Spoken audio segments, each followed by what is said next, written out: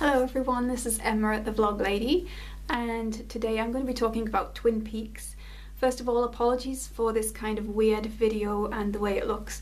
I'm currently dog sitting and I can't leave the area, so I'm sorry about the lighting and everything, but hopefully it works with what I'm going to talk about because it looks a bit creepy. So Showtime released a new trailer recently for the new Twin Peaks, and they called the trailer Through the Darkness of Future Past, which was or is a line from the famous poem that is in Twin Peaks. And the trailer kind of didn't give anything away in regards to new footage or anything. It was just like a retelling of Twin Peaks, condensed version of it. And I thought it was an awesome trailer. It really was edited well. I'm impressed with whoever is editing these Showtime trailers because they really are picking out the best of the show. I liked the way that the worlds of Twin Peaks, the series, and Twin Peaks Fire Walk with Me were merged in this particular trailer, and that the differences in tone and style weren't that obvious as they are in reality. Anyway, sorry, ducking down.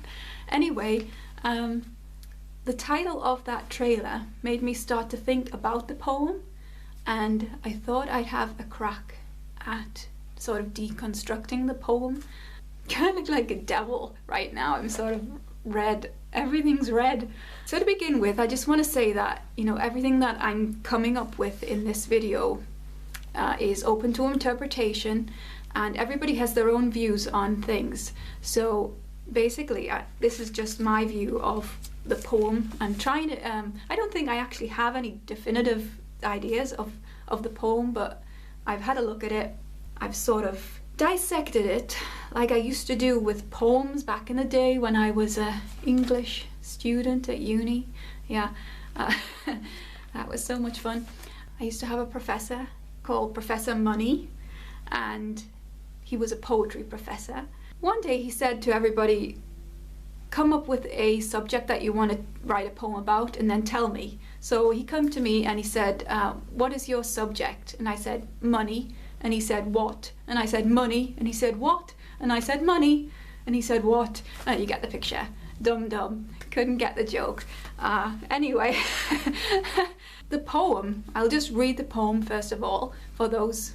Well, I'm sure everybody watching this knows the poem already, but I'm not going to do a strange voice or anything. Through the darkness of future past, the magician longs to see one chance out between two worlds. Fire, walk with me. Okay, so first of all, I'm going to look at the poem just phrase by phrase or word by word, and then I'm going to look at the whole thing in regards to what it might mean. So we have the word darkness. That brings up sort of negative feelings, obscurity, bleakness, and through the darkness implies that there is some kind of journey, an oppressive journey perhaps, one that would be difficult. Then we have future past. Now that is a statement that kind of makes no sense, I don't think. It's difficult to interpret. It's a confusing order of words. It's like an oxymoron. It's words that contradict each other, and the time periods put like that is actually confusing. It doesn't make any sense. When you try and think about what future past actually is, it's difficult to come up with an answer. If you think about the present and then you think about the future, if future past is somewhere in between those two, I don't know if that's what future past is. The very nature of the phrase future past seems designed to confuse a listener, to make us feel uneasy. The next line, the magician. So who is the magician? Is it a generalization or is it one person? The fact that the magician is used as opposed to a magician might be significant, might imply that it's actually one person. The starting word in a line can often indicate greater importance. So I feel like there is a lot of importance being placed on the role of the magician in this poem. And then the word longs. So that implies that it's a need that hasn't been met. To see. So to see means, you know, it's associated with being able to have a vision, whether that is actual physical vision or mental vision, but it kind of links back with the darkness and the idea of a state of unknowing, of being blind because of the darkness, of being in a state of confusion perhaps. The next line, one chants out between two worlds. So we have the one. That is quite a dignified expression of signifying a person. You know, you could have written a person chants out, but one sounds more regal or something like that, you know. Does it suggest a kind of pride of oneself? I don't know. It's sort of like maybe a formal way of discussing a person. Chants. Okay, the word chants, it typically, I think, is associated with things like religion. So we have chants in religious orders. We have Buddhist chants and stuff like that. There is the idea that a chant could be like a spell chant or some kind of ritualistic saying. Okay, then between two worlds. At that point, I want to say that some people have commented on the fact that the poem might actually say one chants instead of chants. They sound the same, but the difference in the words would make the meaning completely different.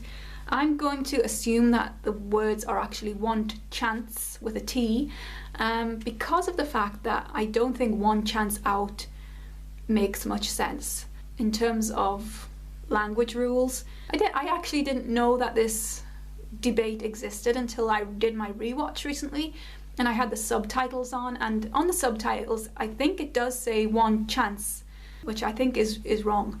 Anyway, between two worlds. What are the worlds? The fact that you are between two worlds suggests that you are homeless, perhaps suggests that you are roaming, that you are like a nomad, that you are on the move, you're not stable. But what are the two worlds? Are they planets? I mean, there was a lot of UFO stuff in the recent Mark Frost book, Secret History of Twin Peaks, and some people, they do believe that the UFO theory about, you know, that's who the beings are. They are from planets other than Earth, and they've come down here. Or are the two worlds the lodges? Are they the Black Lodge and the White Lodge? Are they time periods? Or are they alternative universes? I don't know, but it kind of sounds like something very grand, something on a huge scale, something very important between two worlds. And it also feels like there's a contrast between one world and the other world, as if they're very different, and that is an important part of it. So the final line, fire, walk with me. So we have the word fire. Now fire is an element. It's a very powerful element. It's harmful if you touch it, so it's untouchable, it's hot, it's raging, it burns, it radiates heat and it radiates light. It can burn out of control, it can assume a life of its own. We have warnings from like the log lady in Twin Peaks about fire. In Fire Walk With Me, I believe she puts her hand on Laura's forehead and says something along the lines of, a fire like this, once it starts, is very difficult to put out. Fire is generally considered to be a frightening thing, it seems, a thing that can harm and kill in Twin Peaks. So we have the expression walk with me. So walk implies to be a companion but still be a separate thing, because of the fact that they're not saying like bond with me or merge with me, they're saying walk with me. So be my companion, let us walk together. And also walk implies a sort of slower journey, perhaps a lifetime journey, rather than run with me or whatever, you know, I don't know. The whole line, fire walk with me, almost seems like a spell command, the last line in a spell that's being spoken to invoke some kind of power. So like abracadabra. The last word in any poem can be quite important. So me. This line, this word I should say, is repeated by Laura when she sees Harold. in Fire Walk with Me when she says the line "Fire walk with me," and then she says "me," and sorry, she says "me" again, and when she says "me" for the second time, she becomes like a being from the lodge, I think. She completely changes. I don't know if she's possessed in that moment. I don't know what is going on, but the fact that the "me" is repeated, I think, is important, because I think it denotes a sense of self, a sense of existence from those inhabiting spirits. They're very conscious of having their own identity, even though they are parasitic. Incidentally, I have seen people online questioning whether the word is fire walk, as in something you do as a test of bravery when you go to those kind of life coach places, you know, like with Tony Robbins and all that. I don't think it is fire walk. I think it's fire, walk with me, as in invoking of the fire. Okay, so that is my preliminary examination of the poem. I wrote some more notes that I think are kind of coherent, but they may kind of be a little mixed up. To begin with, why use poetry at all? Why are these beings speaking in poems? This isn't the only poem that is used by the beings. Bob also at one point says something like, "I'll catch you with my death bag, and I will kill again," and all that. Bob and Mike both seem to enjoy saying the poems. They seem to enjoy how it sounds, enjoy how it feels on their lips as they say it. I think Bob uses the poems to taunt people, whereas Mike seems to use the poems to explain what's going on. But why bother using the poems? That involves thinking about poetry and what it is and where it originated. And you know, of course, poetry has been around for hundreds and hundreds of years, and it was an early form of entertainment and communication between communities. Poetry is an art form. It's an ancient art form. It's often condensed and structured, so it tries to take the idea about something and condense it into a small piece of writing. As in most cases, in most poems, it tries to condense that thing. That's why it differs from prose. It tries to describe things in an artistic way, in a structured way. Often poems will rhyme, often they have a melodic tone to them, so they sound like songs. A lot of the words used in poetry aren't words that are used in everyday life. Sometimes archaic terms are used. Sorry. And that's, I wouldn't say it was archaic, but the term one, chants, the word one in that case, is not something that you would typically say in a normal conversation. So poetry is often pleasing to recite orally, and as I say, rhyming words can often seem to have a musical quality to them. Poetry itself requires creation and intellect. So it suggests that these beings are of a high intelligence, that they enjoy art. I mean, if you look at the design of the Red Room, for example, that suggests that whoever controls that place enjoys art, enjoys all kinds of art, enjoys visual art, enjoys architecture, enjoys songs. The use of poetry also suggests that the beings are communicative. Okay, so I'm going to take a look back at the poem now and try and further look at what things might mean. So I'm going to go back to the magician. So the magician. Who is the magician, or what is a magician? A magician is someone who performs tricks or illusions. I googled this, and there is also something called a ceremonial magician who practices occult techniques for spiritual development. I got that from Wikipedia in case anyone is interested. A magician is someone who is very powerful. Now, is there any magicians in Twin Peaks? Yes, there is. There is the grandson of Mrs. Tremond. He performs a magic trick for Donna with the creamed corn. I was wondering whether this trick that the grandson... Sorry, I'm just stroking the dog if you're wondering why my hand is going up and down. This magic that the grandson performs seems kind of simplistic, almost as if he's learning the trade. What if that was their most basic magic trick, and that the magic that they are actually capable of doing when they are fully formed, when they have completely learned the art, what if that is a magic so powerful that we can't even imagine?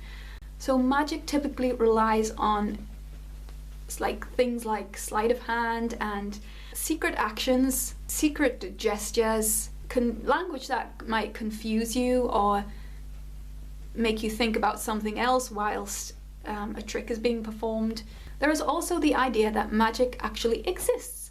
Now, magic actually predates religion, because, I mean, if you think about how primitive man used to be, man used to believe some pretty crazy things, and magic was one of these things before structured religion took over. In a lot of cultures, particularly primitive cultures, there is the idea that magic still exists. People are able to do things like voodoo spells and stuff like that.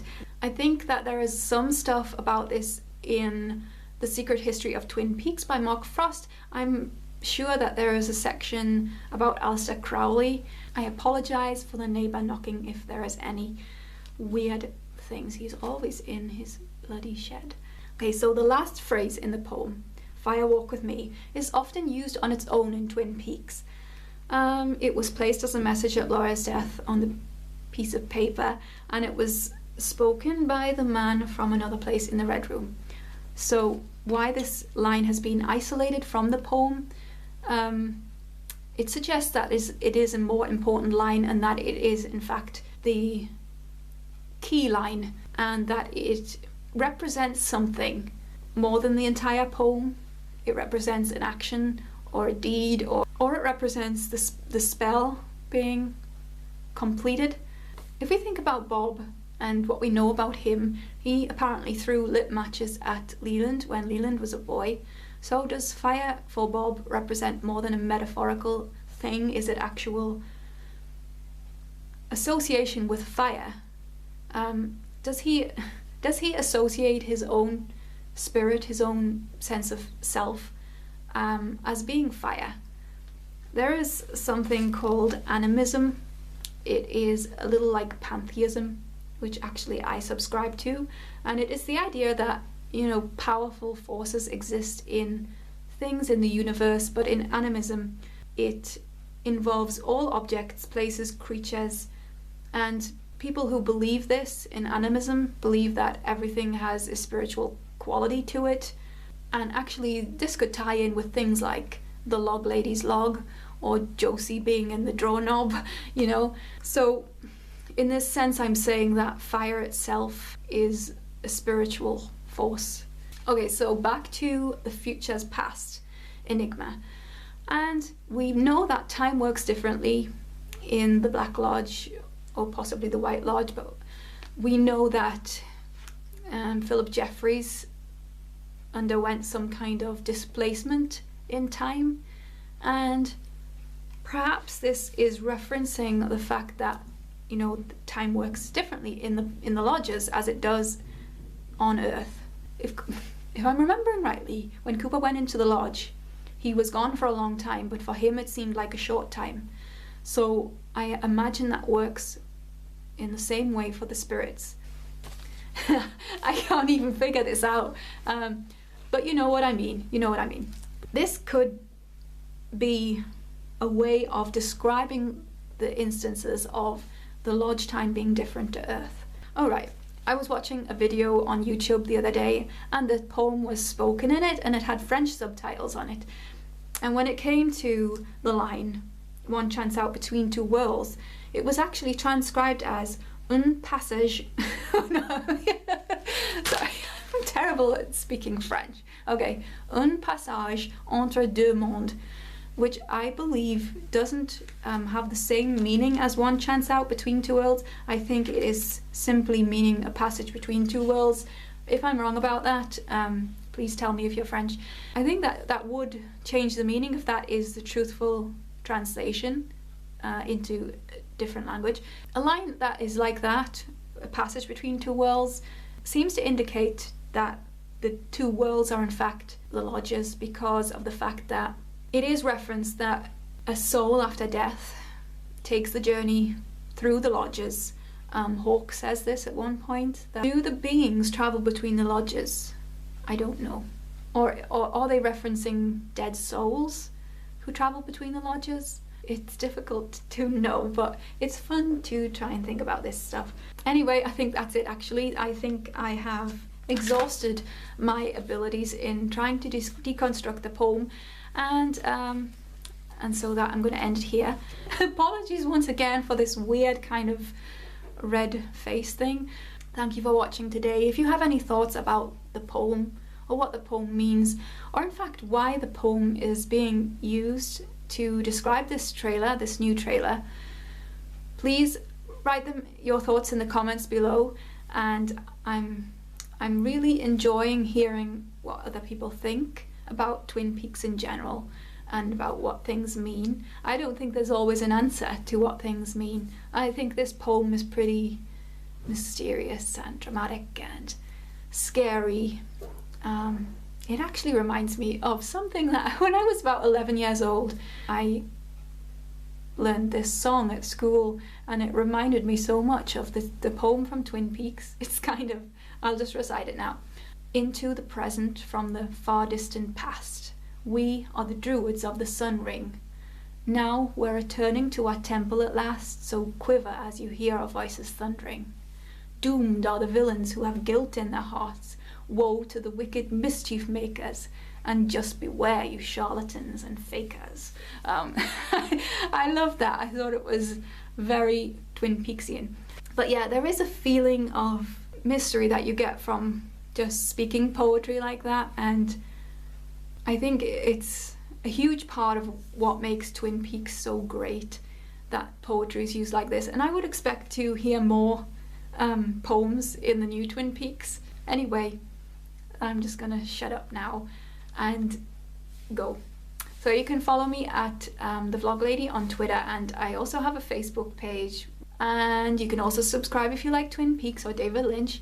Hopefully I will be making some more videos. I'm finding it a bit difficult at the moment because the dog I have just adopted is a crazy motherfucker. Anyway, that's it. Thanks, bye.